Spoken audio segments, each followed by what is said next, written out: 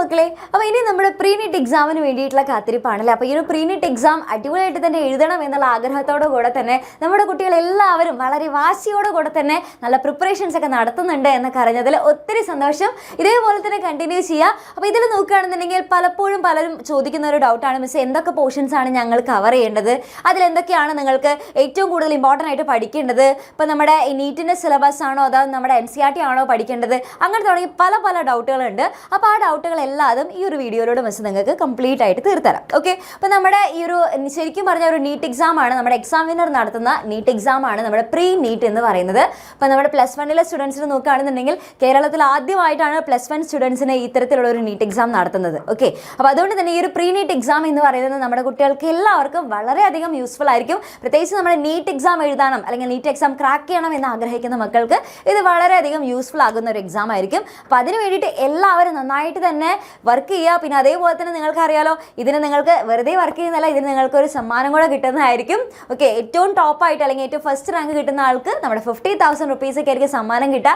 Okay, അപ്പോൾ അതൊക്കെ നിങ്ങളൊന്ന് അറിഞ്ഞു വെക്കുക. ഇനി നമ്മൾ നോക്കുകയാണെന്നുണ്ടെങ്കിൽ ഇതിൻ്റെ സിലബസ് എന്ന് പറയുന്നത് നമ്മുടെ നീറ്റിൻ്റെ സിലബസ് എന്താണോ അത് തന്നെയാണ് നമ്മുടെ ഈ ഒരു പ്രീ നീറ്റിൻ്റെ സിലബസ് എന്ന് പറയുന്നത്. ഓക്കെ, അപ്പോൾ ഇവിടെ മിസ് കൊടുത്തിട്ടുണ്ട് നമ്മുടെ നീറ്റിൻ്റെ സിലബസ്. ഇത് റിവൈസ്ഡ് ആയിട്ടുള്ള ഈ ഒരു വർഷം വന്നിട്ടുള്ള സിലബസ് ആണ്. അപ്പോൾ ഇതിൻ്റെ ബേസിസിലായിരിക്കും നമ്മുടെ എക്സാമും നടക്കുന്നുണ്ടാവുക. ഓക്കെ, അപ്പോൾ ഇവിടെ മിസ് ഫിസിക്സ് കൊടുത്തിട്ടുണ്ട്. അപ്പോൾ ഫിസിക്സ് തന്നെ അല്ലാതെ തന്നെ നമുക്ക് ബാക്കിയുള്ള സബ്ജക്റ്റ് ഫിസിക്സിന് ഇവിടെ നോക്കുകയാണെങ്കിൽ ഓരോ ചാപ്റ്റേഴ്സ് കൊടുത്തിട്ടുണ്ട്. അപ്പോൾ നിങ്ങൾ +1 എന്തൊക്കെയാണോ പഠിച്ചിട്ടുള്ളത്, ഓക്കെ, നിങ്ങൾ ശ്രദ്ധിക്കുക, ഇതിൽ നിങ്ങൾ +1 ഏതൊക്കെ ചാപ്റ്റേഴ്സ് ആണോ പഠിച്ചിട്ടുള്ളത് അത് മാത്രമേ നിങ്ങൾ പഠിക്കേണ്ട ആവശ്യമേ ഉള്ളൂ.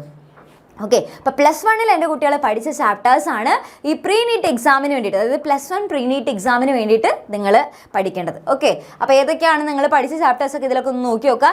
ഏതൊക്കെയാണോ എൻ്റെ കുട്ടികൾ പഠിച്ചിട്ടുള്ളത് അത് മാത്രം നിങ്ങൾ പഠിച്ചാൽ മതി ഈ ഒരു എക്സാമിന് വേണ്ടിയിട്ട്. ഓക്കെ, അപ്പോൾ ഇവിടെ നോക്കുകയാണെങ്കിൽ ഫിസിക്സ് ഉണ്ട്. ഫിസിക്സ് കഴിഞ്ഞ് കുറച്ച് അടിയിലേക്ക് പോകുന്ന സമയത്ത് നമ്മൾ നോക്കുകയാണെന്നുണ്ടെങ്കിൽ അടുത്തത് നമ്മുടെ കെമിസ്ട്രി വരുന്നുണ്ട്.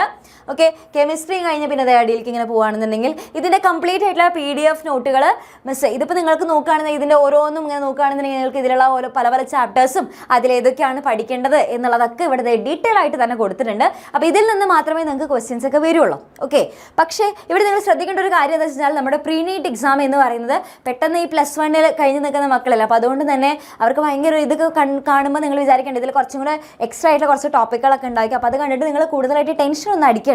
ഇതിൽ പ്രീ നീറ്റ് എക്സാം എന്ന് പറയുമ്പോൾ നിങ്ങൾ കൂടുതലായിട്ട് ഫോക്കസ് ചെയ്യേണ്ടത് നമ്മുടെ NCERT ആണ്. ഓക്കെ, കാരണം നമുക്ക് എല്ലാവർക്കും അറിയാം NCERT എന്ന് പറയുന്നത് നമ്മുടെ നീറ്റ് എക്സാമിനെ സംബന്ധിച്ചിടത്തോളം വളരെ ഇമ്പോർട്ടൻ്റ് ആണ്. അതിൽ നിന്നാണ് മെജോറിറ്റി ക്വസ്റ്റ്യൻസ് വരുന്നത്. അപ്പോൾ അതുകൊണ്ട് തന്നെ നമ്മൾ പ്രീ നീറ്റ് എക്സാമിന് നമ്മുടെ NCERT ബേസ് ചെയ്തിട്ടായിരിക്കും നിറയെ ക്വസ്റ്റ്യൻസ് ഉണ്ടാവുക. അപ്പോൾ അതുകൊണ്ട് തന്നെ NCERT ആരും മിസ്സാക്കരുത്. NCERT മാക്സിമം നിങ്ങൾക്ക് കവർ ചെയ്യാൻ പറ്റുന്ന അത്രയും നിങ്ങൾ കവർ ചെയ്തിട്ട് വേണം എക്സാം എഴുതാനായിട്ട് ശ്രദ്ധിക്കേണ്ടത്. ഓക്കെ, അപ്പോൾ ഇതായിരിക്കും നമ്മുടെ ഓർഗാനിക് കെമിസ്ട്രി ഇതൊക്കെ കൊടുത്തിട്ടുണ്ട്. അപ്പോൾ ഇതിലുള്ള നിങ്ങൾ പഠിച്ച ചാപ്റ്റേഴ്സ് ഏതൊക്കെയാണോ അതാണ് നിങ്ങൾ നമ്മുടെ പ്രീ നീറ്റ് എക്സാമിന് വേണ്ടിയിട്ട് പ്രിപ്പയർ ആവേണ്ടത്. ഓക്കെ, ദെൻ അത് കഴിഞ്ഞ് നിങ്ങൾ ഇങ്ങനെ അടിയിലേക്ക് ഇങ്ങനെ പോയി കഴിഞ്ഞാൽ അടുത്തത് കെമിസ്ട്രി കഴിഞ്ഞാൽ പിന്നെ ബയോളജി ഉണ്ട്. അപ്പോൾ ഇതിൽ നിങ്ങൾ നോക്കി നോക്കുക, ഓരോന്നിലും നിങ്ങൾ പഠിച്ച ഭാഗങ്ങളൊക്കെ ഏതൊക്കെയാണ് നമ്മുടെ മോർഫോളജിയും ഒക്കെ കൊടുത്തിട്ടുണ്ട്, നമ്മുടെ അനാട്ടമിയും ഒക്കെ അതിൻ്റെ ഉള്ളിലുണ്ട്. അപ്പോൾ അതുകൊണ്ട് തന്നെ ഈ ഒരു PDF-ൻ്റെ ലിങ്ക് നമ്മൾ ഇവിടെ താഴെ ഡിസ്ക്രിപ്ഷനിൽ കൊടുത്തേക്കാം. അപ്പോൾ എല്ലാവരും അതൊന്ന് ചെക്ക് ചെയ്യുക. അപ്പോൾ ഇതിൽ നിങ്ങൾക്ക് +1 ഏതൊക്കെയാണോ പഠിച്ചിട്ടുള്ളത് അതായിരിക്കും നമ്മുടെ പ്രീ നീറ്റ് എക്സാമിന് നിങ്ങൾക്ക് ക്വസ്റ്റ്യൻസ് വരുന്നുണ്ടാവുക.